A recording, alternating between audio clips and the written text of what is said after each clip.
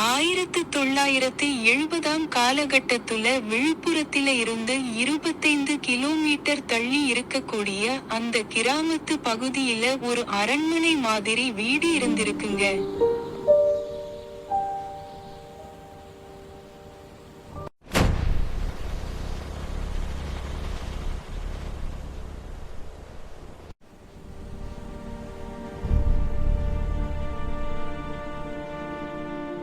அந்த அரண்மனையில வீரப்பன் அப்படிங்கிற நபர் தான் அந்த குடும்பத்தையே வழிநடத்தி இருந்திருக்காருங்க.